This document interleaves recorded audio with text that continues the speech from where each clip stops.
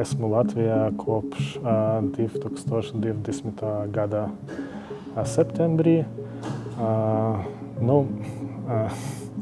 Iemesls ir saprotams, tāpēc, ka es piedalījos protestiem Baltkrievijā. 2020.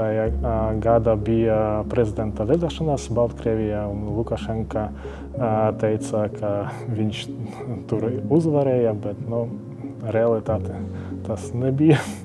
Un mēs protestējam, tāpēc, ka mēs gribējām, lai mūsu valstī būtu mūsu vara, nevis Lukašenka vara. Un rezultātā es biju cietumā par 3 dienu. Pēc tam es saprotu visu un risināju braukt prom no valsti, tāpēc, ka kad es biju cietumā, es esmu redzējis, ka tie cietumnieki nogalināja cilvēku, vienu no protestantiem. Es saprotu, ka es varu būt nākamajam. Radionam palaimējās izkļūt no cietuma jau pēc 3 dienām, kaut solītis bija 12. Iemesls - protesti nerimās vēl ilgi un cietumā trūka vietu. Pēc pāris nedēļām Radions ar mugursomu plecos bija autobusā ceļā uz patvēruma meklētāju izmitināšanas centru Mucenieki Latvijā. Es tur dzīvoju par 5 mēnešus. Tas nav sliktāk par Baltkrievu cietumu. Tas ir diezgan varbūt parasts, bet labs hostels. Es atrodu darbu pēc, man liekas, 3 mēnešiem. Un tad es tikai gaidīju statusu, lai sāktu strādāt. Un, kad es saku, pēc mēnešu es varēju noiet dzīvoklī. Man ir diezgan laba izglītība no ASV universitātes. Varu sev nodrošināt jebkādā valstī. Radiona ģimene Baltkrievijā viņa aizbraukšanu no valsts atbalsta. Viņi negrib, lai es atgriezītos, tāpēc, ka tas ir bīstams vispirms, un viņi domāja, ka viņi bērni jāiet prom no valstī, tāpēc, ka mūsu valsts ir valsts labs tikai pensionāriem. Mums ir tā sociāla apdrošināšana, bet jauniem cilvēkiem tur nav nekādas perspektīvas. Tur nav nekādas starptautiskas kompānijas, tur nav godīga konkurence par darba vietu, tāpēc, ka vienīgais vissvarīgākais faktors tava profesionāla veiksme ir tava lojalitāte režīmam. Ja tu esi lojāls, viss būs kārtībā. Tev būs nauda, viss būs labi. Bet ja tu varbūt nelojāls vai ne no tāda ģimene, tad būs grūti. Latviešu valodas apgūšana Radionam šķita pašsaprotama un dzīve šeit piedāvājot daudz vairāk iespēju. Latvijā man doda patvērumu un man aizsargāja. Es jūtos, ka man jāmācās latviešu valodu, tāpēc, ka es esmu Latvijā.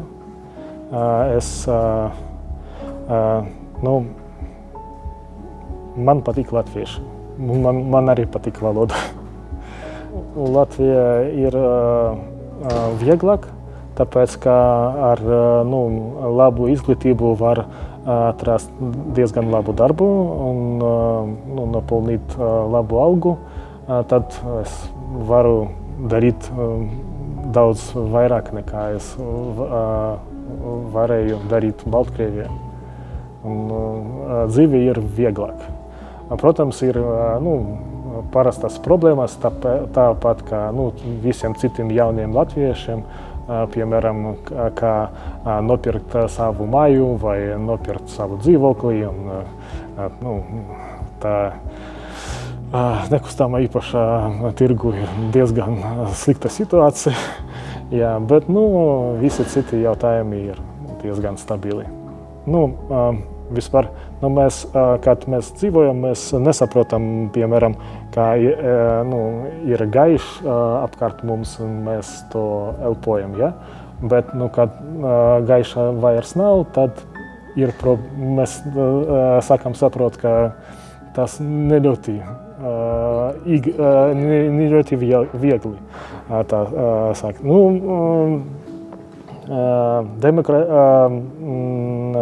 Nedemokratiska valstī nav tā gaiša.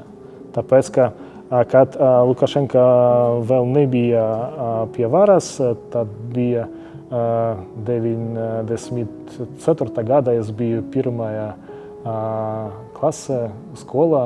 Es atceros, ka bija atmosfēra valstī. Bija daudz vieglāk, cilvēki runāja, cilvēki strīdējies ar vienu otram par politiku, par saviem viedokļiem.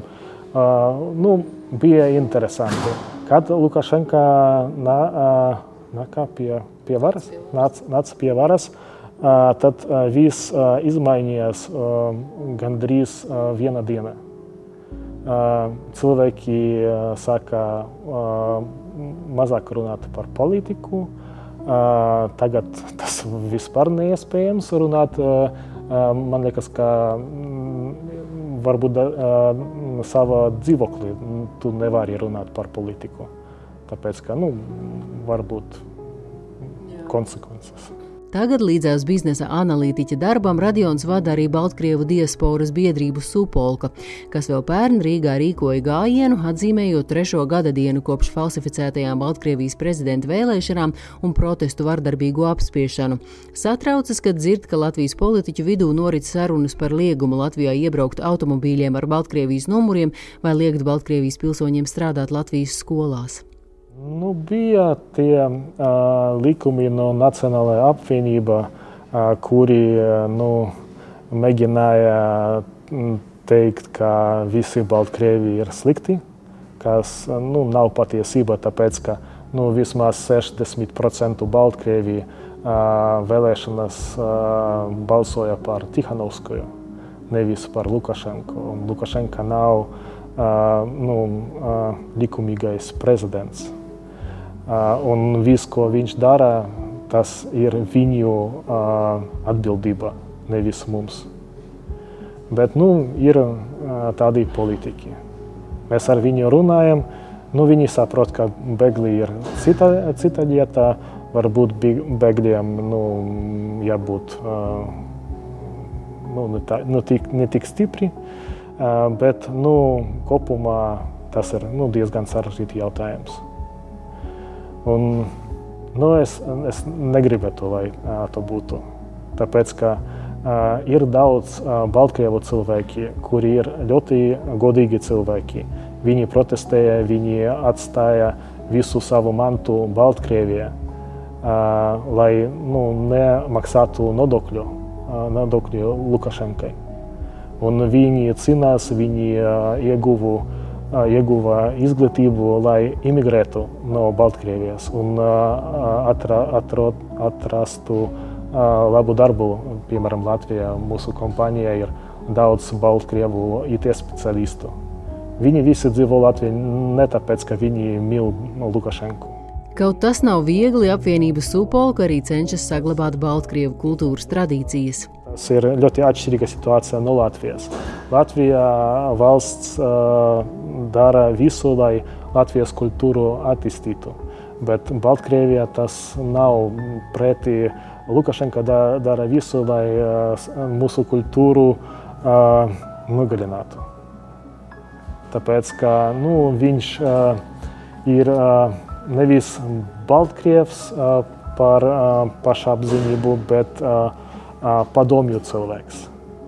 Un padomju cilvēki viņiem nepatīk nekādas valodas starp krievu, tikai krievu valoda viņiem patīk. Un kultūra arī nedzīvo. Mēs mēģinājām kaut ko izdarīt. Mums ir baltkrievu valodas kursi Rīgā un dažādas pilsētās starptautiski, bet mēs ne tik daudz varam izdarīt. Mums ir Jāņu nakts, tā sauc Kupaļa, mazliet citā datumā, bet tāpat nozīmē. Ir arī dažādus citādus pasākumus. Gandrīz visi ir vēsturiski, par pazīstamām kaujām, kauja uzvarām. Par svētkiem runājot, Radions Latvijā arī nosvinējis kāzas, apprecējis latviešu meiteni. Viņa vārdiem sakot, atradis vislabāko.